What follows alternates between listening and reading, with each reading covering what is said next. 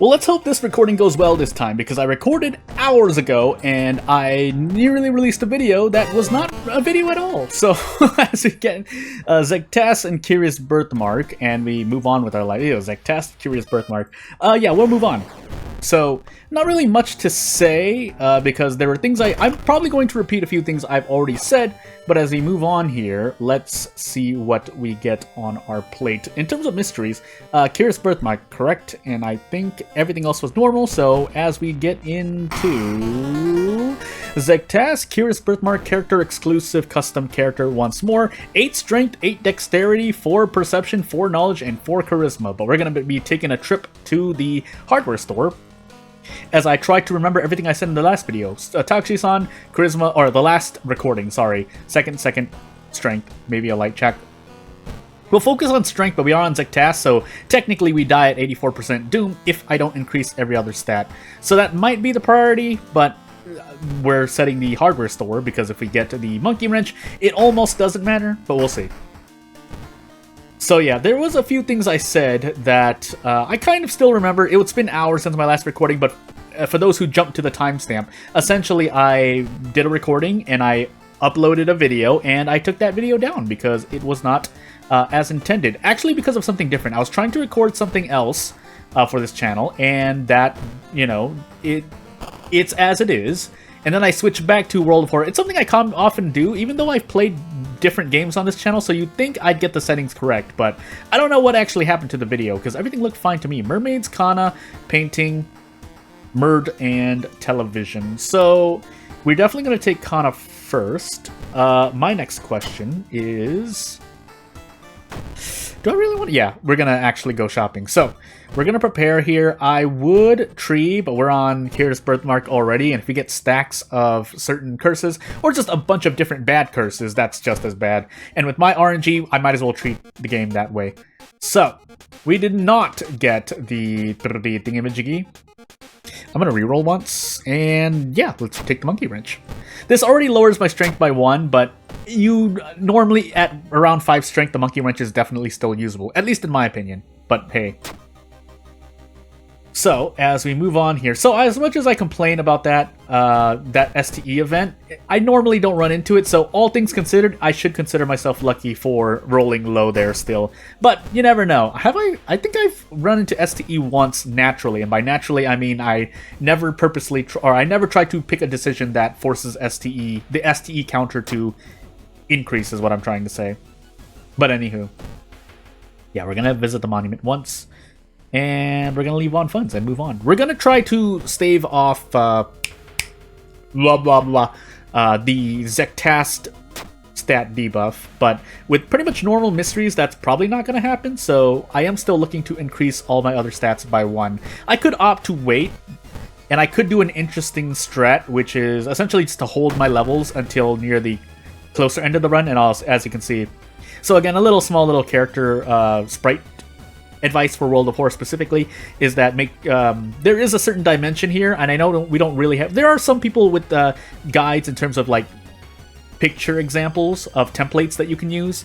I have one myself, but essentially if you try to make a character and then you do things yourself, this is one of many details that, you know, if you have the sprite sticking out of the UI box, which is solved by essentially cutting off the sprite at these specific pixels, if you can do it. And then you could just, you know... I was deciding whether or not I could prep attack. I could. A bit late now, but let's just do it out of curiosity. But yeah, testing your sprites and making sure that they appear as intended. That can take time, but usually for me it's never really longer than a few minutes at most. Although if you're checking every status effect, that obviously takes a bit longer. So, anywho, I was talking about something I forgot, but moving on. We do want to save Kana here. This damage mitigation will be important. Looking overall, because I don't remember this character's perks, and I haven't really taken a look at their perk packs. I played this character before. I pretty much played every character available, at least from the Discord, and do I want to say that? Yeah, I think the site too, a certain site, let's just say. But I'm not really sure if I remember because there's so many custom characters. So anywho. Characters with IPs I kind of remember, but anywho, moving on. Oh my goodness, time skip after I visited the monument. Thanks. And after I flubbed those words. But yeah, something else I wanted to say is, so if you didn't already know, I was planning to go a bit slower on my other game that I'm playing on this channel. And the reason for that is, yeah, I'm essentially focusing on game dev, if we're just to say it outright. But there also, as if you didn't already hear it, there were some asset conflicts. I was going to say conflictions. That's why I said it that way. But there are some asset conflicts that was not going to work well with the project I wanted to do. I should switch this to the police patrols to the mansion, but meh. And yeah, and I won't say what exactly assets they were. I should, for the sake of anyone else who might be using those assets, but yeah, because I'm not sure about my own wariness, I guess we'll say, and if it's really a risk, then I don't want to say it and spread misinformation instead. In this, basically, I'm just trying to be very, very safe. So my concerns could be unfounded, but I don't want to take the risk. But for that same reason, because they're unfounded, I can't guarantee... I don't want to give advice in case what I'm thinking is wrong at the same time. But, anywho.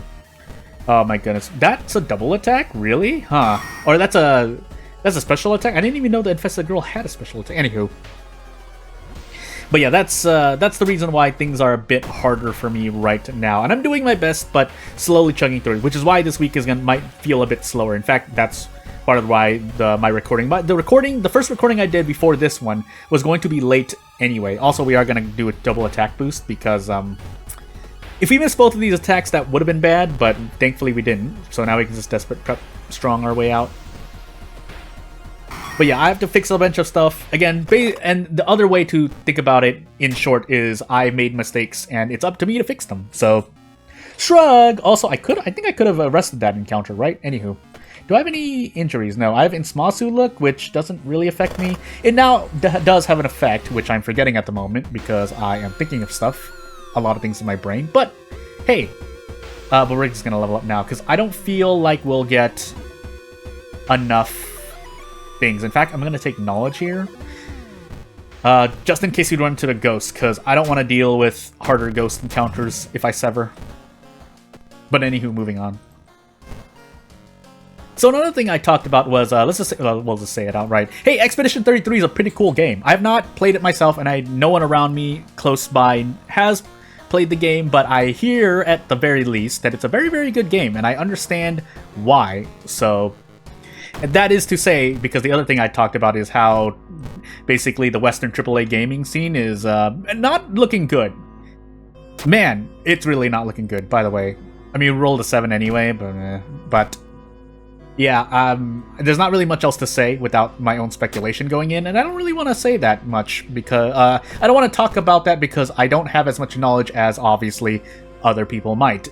Now, at this point, you might say, well, Jordan, aren't you a game developer? That doesn't mean that especially doesn't mean that I know the processes in which a game gets made. That is, specifically for people who are, whether you've worked on a project, whether you've tested a project, and by project, I mean, in this case, games, but it could be anything, really, so I'm not much of a team individual, let's just say, because I mostly do things on my own, so, yeah, I only know the process of my own machinations. Oh my goodness, really?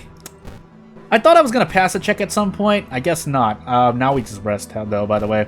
I can't risk dying to my stuff. But we do need to make sure that we don't die to 0 statting, because our perception is still at 2, even though we can't see it behind the sprite. But yeah, it's... But at the same time, I mean, I think... Let's just say with recent changes in companies, and if you know, you know...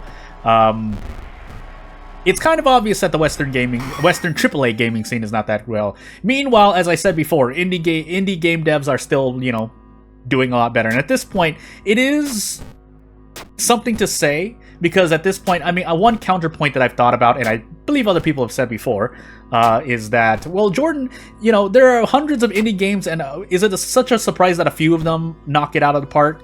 That is a valid point to bring up, but at the same time, I think the counterpoint to that counterpoint being, you know, if you're working on a quote-unquote AAA game, oh my goodness, I rolled a name. You would think that at least even if basically 1 out of 10 AAA games doing well is not really a great standard in my opinion, to put it in the same line of 1 out of every 10 indie games doing well. And obviously there's one of the many nuances that I've thought about myself is that, if you understand what I'm trying to say, is that with indie games, you don't have to cater. Cater is not the right word, but you get the point. You don't need as much support to get an indie game, to consider an indie game successful, because with less people working on a project, if you're working for monetary gain, you don't need as many people. For example, we'll just use one person who makes a game. If that one person gets like 300 people to buy their $5 game, and you remove, taxes and stuff, then essentially they've earned at least, a couple hundred US dollars. I'm going to use the US dollars because I live in the US, but you get the point. You've earned a couple hundred at minimum, and that's really just free in terms of like you can use money for yourself, because this comes on top of anything you earn for necessity and whatnot. But if we're using my own calculations here for a moment as I take mermaids, I'm going to take that out-of-town mystery last. I think that's what I'm going to do. But,